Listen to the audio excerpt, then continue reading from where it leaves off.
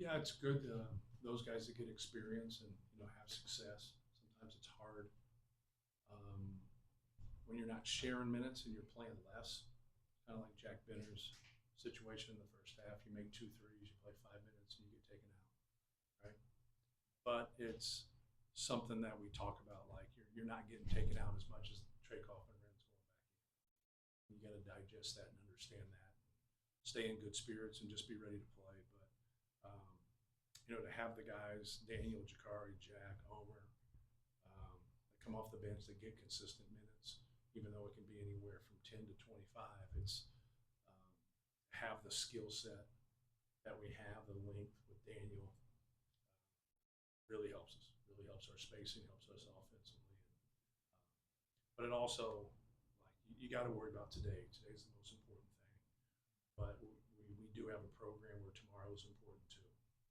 So to be able to be good right now and then be good the next year, hopefully the next year, and on down the line, like that's something that's very important. Hey, Matt.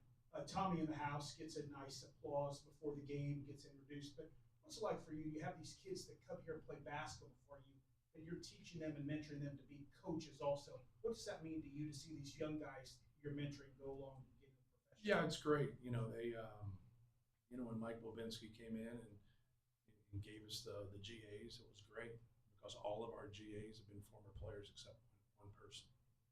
And so for someone like Tommy to be able to come in and help our program and be a GA and now get a full-time spot with Rob at Kent State and then grow, it's those opportunities as GAs is important because it's hard to get jobs. And now if they get some experience, they get their masters, then they find out, like, do they really want to do it? So I tried to talk him out of it. I tried to talk Tommy out of coach, and I told him to have a normal life and get Colts tickets and get Pacers tickets and just tailgate and have a hell of a life. You know what I mean? And he did it for a year, and then he wanted back. So we took him on. He can be miserable with us. So, but no, he was great for us. He was great for Zach Edey. Put in a lot of time with Zach, and he's doing some good work there. That's what you want, man. You just want that next opportunity and keep growing. And Rob's been really, really successful at Kent State, so you want to go to a good program and learn and just keep learning and keep getting better. I love general questions, but are you more satisfied, confident, whatever, right now defensively, where you guys are going in big to play than you were? Well, we just had one bad half, and we didn't have a bad first half against Iowa State. We had one bad half, and but I think a lot of that had to do with how good they are. And then we turned the ball over 10 times, so we didn't help ourselves defensively because they're playing in transition after our turnovers. And but no, we've done some good things, but we got a long way to go. We got a long way to go, but we've made some strides here the last 3 weeks defensively to be able to string those games together and keeping people under 60, at 60 points or under that. So, but yeah, our ability to rebound really helps us. It really helps us. People aren't getting very many second chance opportunities tonight. The last couple games, people have gotten them. They haven't scored a lot off of them, and that's going to be something for us where we just got to keep hammering the glass on the offensive end and also defensively. That helps us out from a defensive standpoint.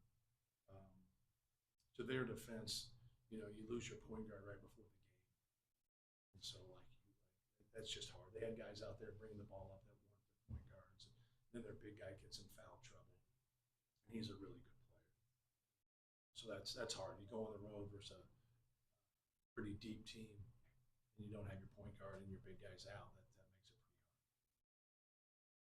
hard. Not only is your team deep, you have a lot of guys who can score. I think Jack is the sixth different guy who's led you in scoring this season. And Braden said he kind of feels like he's in a little playground out there. How do you find the happiness where all these guys are capable of having games like Jack had, but they might be once a season? Yeah, if you look at we run stuff. Braden has the ball in his hand, so his usage is the most. We run stuff for Trey. We'll run some stuff for Fletch.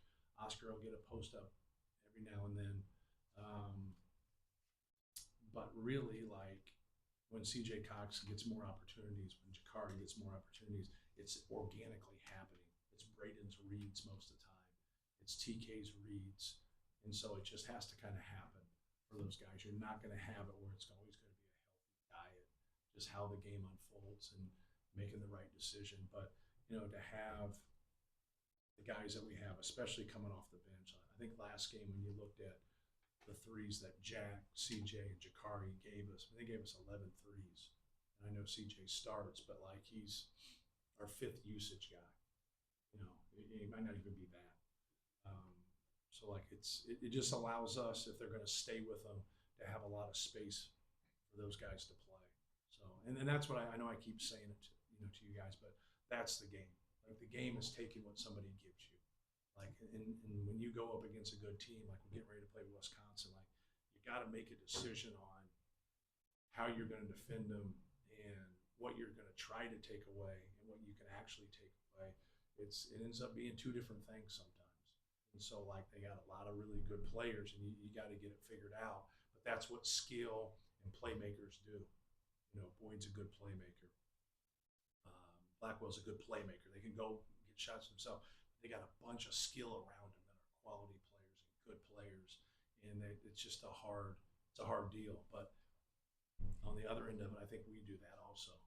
I know we do that. We put people in binds in terms of how they're going to stop us because of all the skill around.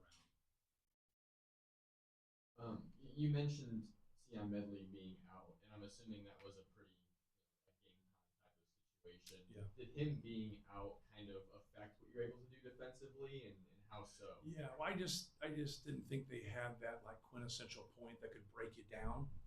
Those other guys are good players, but they're not like that quick point that can break you down, get in the paint, and they don't have the same experience that he does.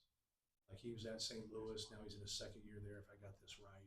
He's played in some real games. So like coming in here, like could be a little bit difficult for a younger player where like he's going to be able to come in here and and play. But just the physical attributes that he has, the other guys, one guy that handled the ball more, he's more of a shooter.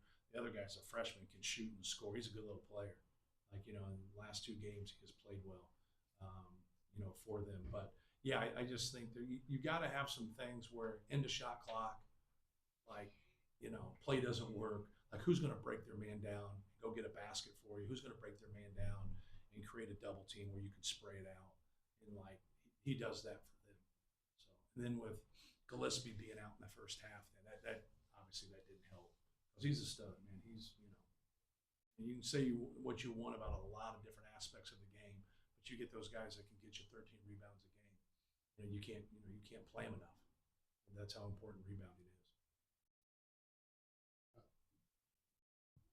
Matt, I'll ask a question. Coach Izzo was pretty vocal this week about an NBA guy kind of getting eligibility to play in college basketball. What's kind of your take on that? Yeah, we just want to know the rules so we can abide by them. Like we don't know what's going on. So that's what I would say. Like we need some leadership. We need someone to step up and like, here's how it's ran. Here's name, image, and likeness. Here's the transfer situation. Like whatever. Like we can go on to all these different examples. And give us the rules, we'll abide by them. Because that's who the rules are for. The rules aren't for the people who cheat. The rules are for the people that abide by them. And so, like, that's where this all goes down, and there's no communication. Like, we just want to know. Like, tell us what to do. Tell us how to go about it, and then we'll go from there. And there's just a lot of gray area right now.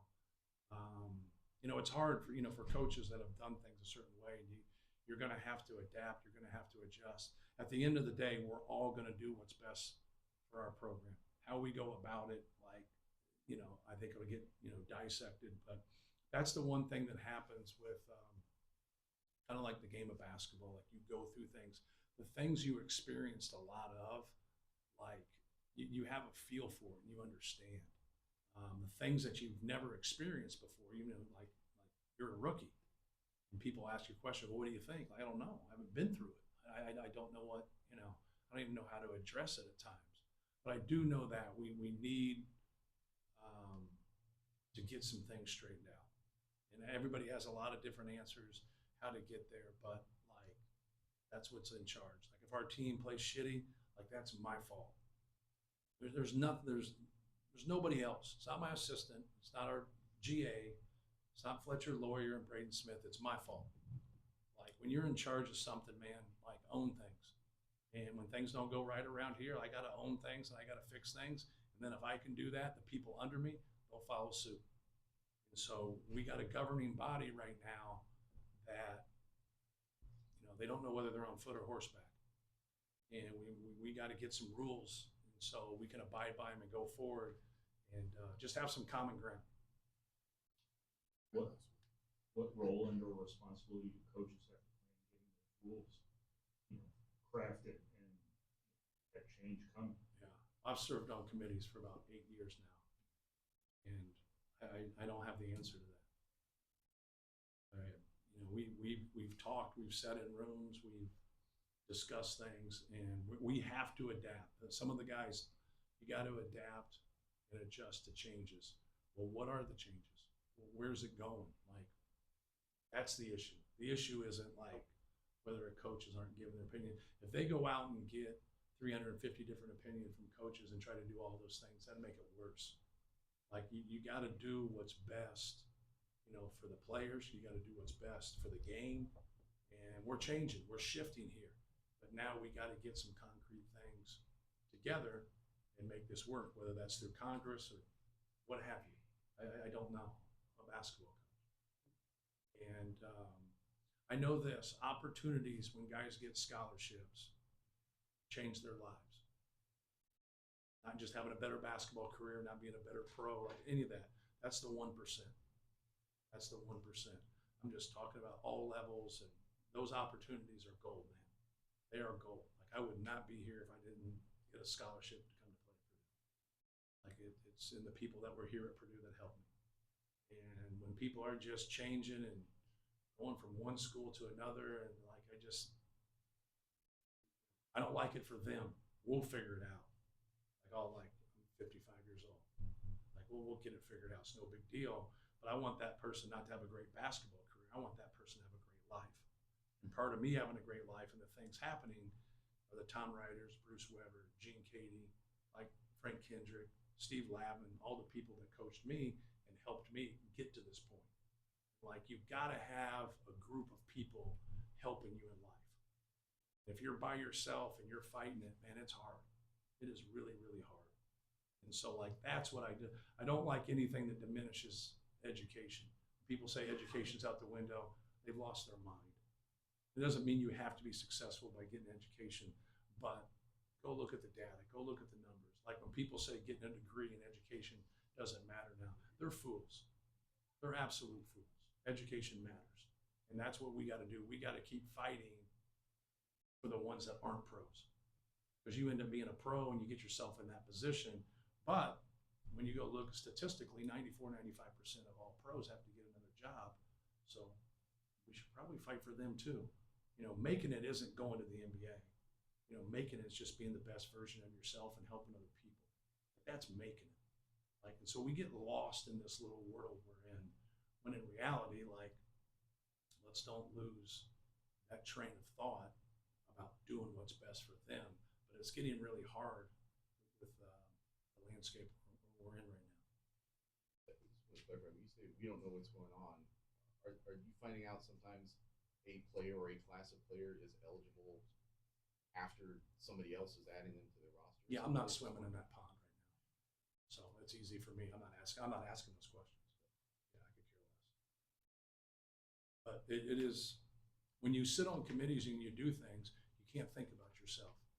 You can't think about the Big Ten. You can't think about high major. You got to think about everybody, because it involves everybody. You got to think about Division III and NAI and Division II and low majors and mid majors, and because they're important too. And when people talk publicly, they talk about high major basketball and elite players. That's a pretty small percentage. There's a lot of basketball players out there. That's why we got to